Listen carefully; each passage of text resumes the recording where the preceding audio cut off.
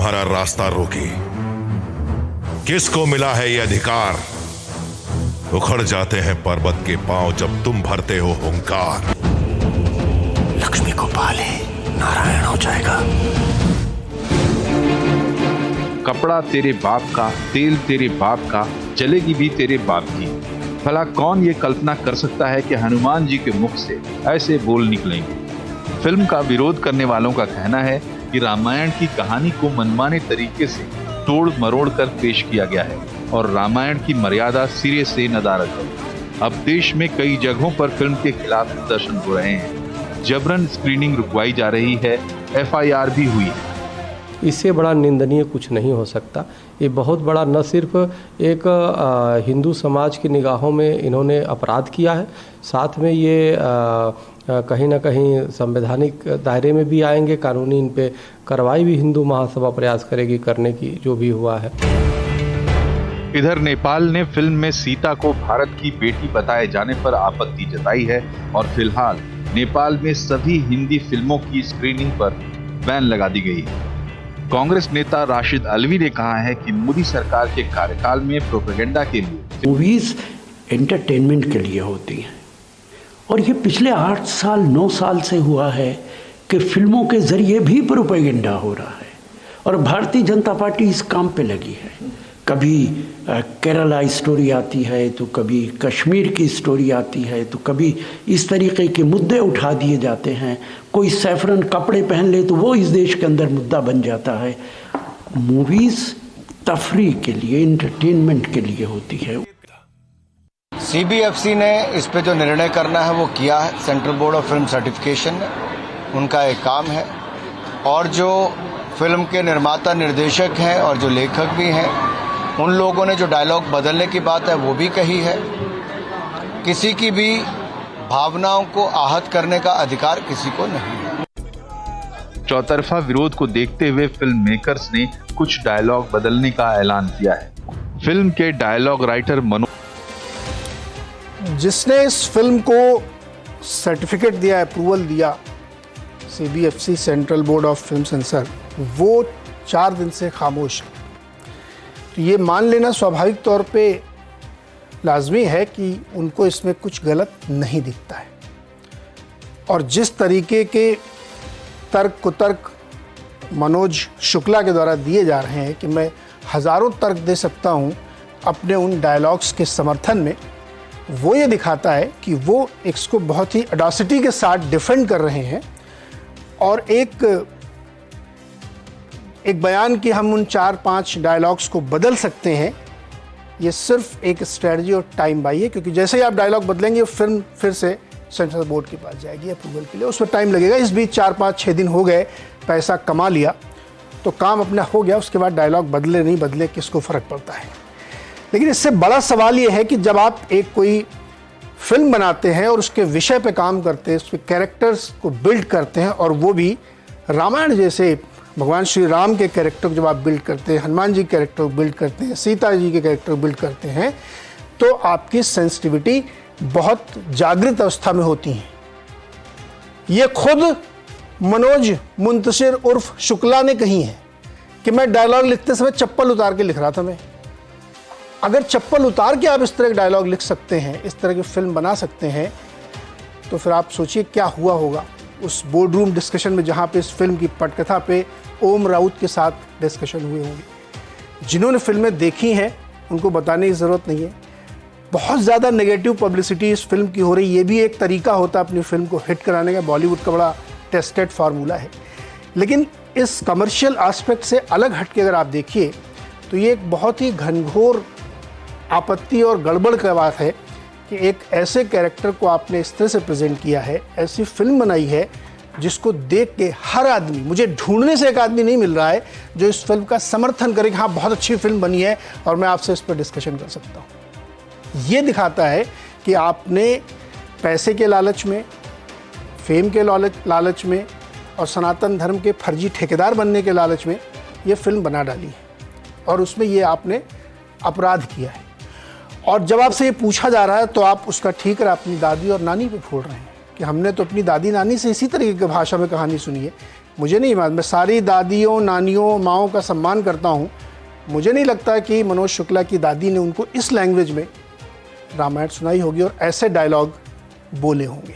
इसी पे आज बातचीत करेंगे कि दरअसल ये क्या खेल है पूरा। बातचीत करने के लिए हमारे साथ रामकथावाचक जगत गुरु स्वामी डॉक्टर रामकमल दास वेदांती जी होंगे, फिल्म क्रिटिक अनंत विजय जी, लेखक और किस्सा गो डॉक्टर हिमांशु वाजपेयी, और महाभारत से बहुत प्रसिद्धि हासिल करने वाले और बहुत अच्छा कैरेक्टर करने वाले, भीष्म पितामह का रोल करने वाले अभिनेता मुकेश खन्ना जी हैं। आप सबका बहुत बहुत स्वागत है। स्वामी जी, आवाज़ मेरी अगर आ रही हो आप तक तो मैं आपसे शुरू करना चाहता हूँ। जी, ये जो सुना ही होगा आपने कि एक आदि पुरुष नाम की एक फिल्म बनी, उसकी बड़ी आलोचना हो रही, उसमें अजीब अजीब टाइप के डायलॉग्स लिखे गए हैं, पटकथा को तोड़ा मरोड़ा गया है, उसमें जो कैरेक्टर को बिल्ड किया गया वो भी इस तरीके से बिल्ड किया गया है कि आप सोचिए कि उन बच्चों के ऊपर या जो लोग देख रहे हैं उनके अंदर क्या छवि बन रही है। क्या एक्सपीरियंस रहा आपका, कैसे आप इसको देख रहे हैं पूरे मामले को? देखिए, मैं बच्चों की बात तो मैं बाद में करूंगा, क्योंकि मेरे इष्टदेव भगवान राम है। मैंने राम का मंत्र लिया है, मैं उनकी आराधना करता हूँ।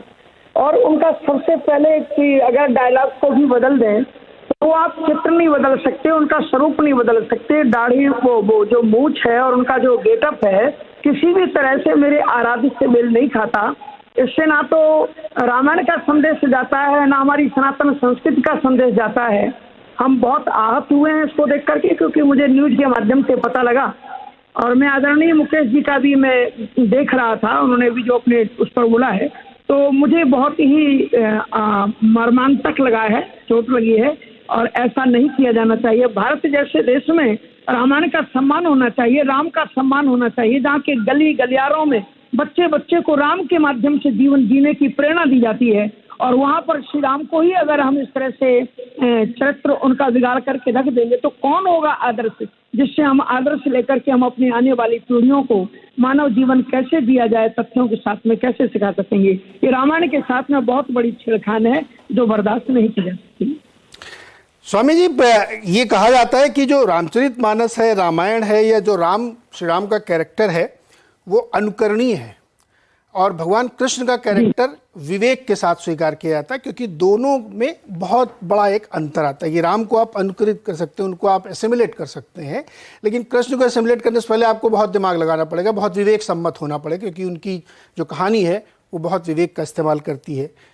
इतनी आसान सी कहानी जो जन जन को मालूम है, हर आदमी ने 10-10 बार अपनी दादी नानी सुन रखी है, सभ्य लैंग्वेज में, अच्छी भाषा में, उसको इस तरीके से बिगाड़ देना, क्या आपको लगता है कि ये इस जमाने के तुलसीदास बनने की कोशिश कर रहे हैं मिस्टर मनोज मुंतशिर? तुलसीदास कहाँ बन सकते हैं? तुलसीदास तो संभव ही नहीं है। तुलसीदास तो एक बार ही जन्म लेते हैं और चले जाते हैं। जितनी भी लगभग रामायण फिल्म बनी है, क्योंकि मेरे इष्टदेव हैं तो मैंने उन्हें देखा है, तो उनमें किसी में इस तरह से बिगाड़ने की कोशिश नहीं की गई। भगवान राम को तो तुलसीदास जी ने लिखा है कि एहिमहु आदि मध्य अवसाना प्रभु प्रतिपाद्य राम भगवाना, उत्साह बलम धैर्यम पुरुषानुनिग्रह।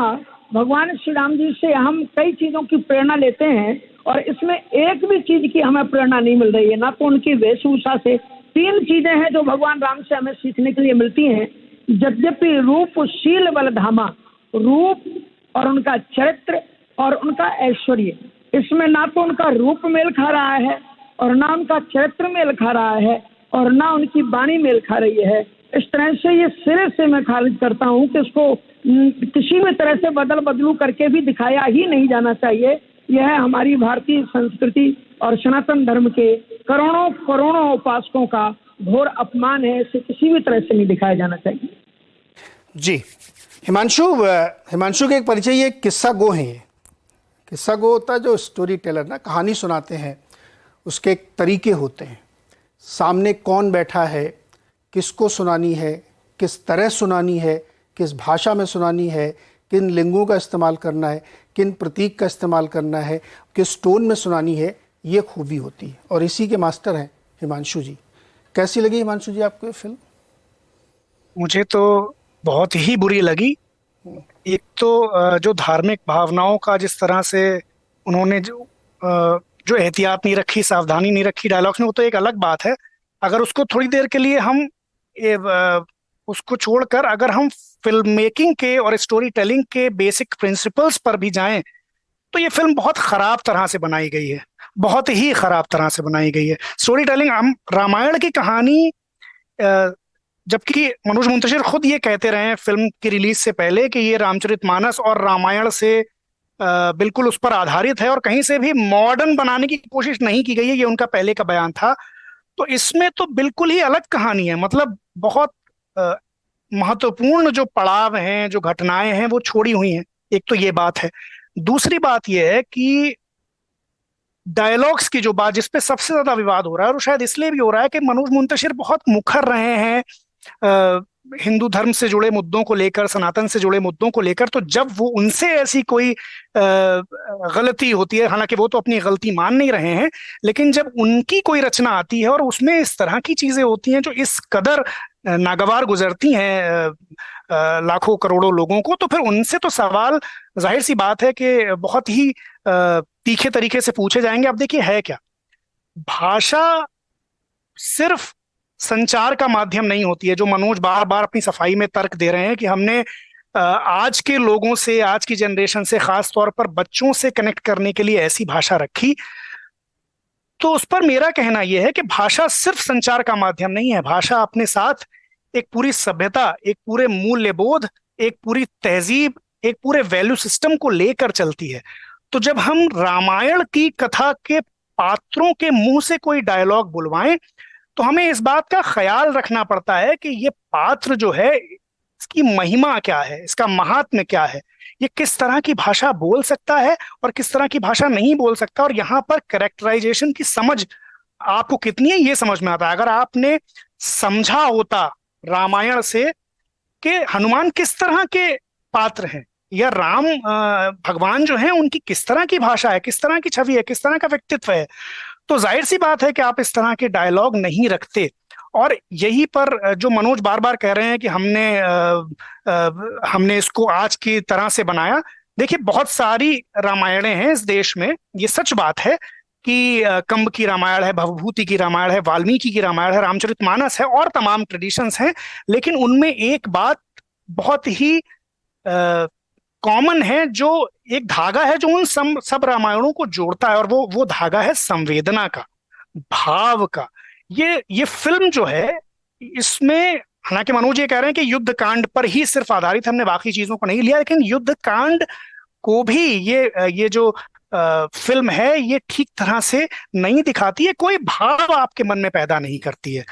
फिल्म ऐसी होनी चाहिए, ये कथा ऐसी होनी चाहिए कि जब आप राम का चरित्र देखें या सुने तो आपके मन में एक श्रद्धा का एक महासागर लहराने लगना चाहिए। और श्रद्धा अगर न भी आपके मन में लहराए, हिमांशु, श्रद्धा से ज्यादा मुझे लगता है समझ का भी एक इशू। मैं इस पर दोबारा आता हूं आपके पास कि जब आप एक कैरेक्टर बिल्ड करते हैं तो आपको उस कैरेक्टर की समझ होनी चाहिए। या तो आपकी अपनी ओरिजिनल स्टोरी आपने कोई लिखी हो, जैसे बम्बैया बॉलीवुड वाले लिखते रहते हैं कूड़ा कचरा, तो अपने हिसाब से अपना कैरेक्टर बनाते रहते हैं, उसको आप जैसे मर्जी वैसे करिए।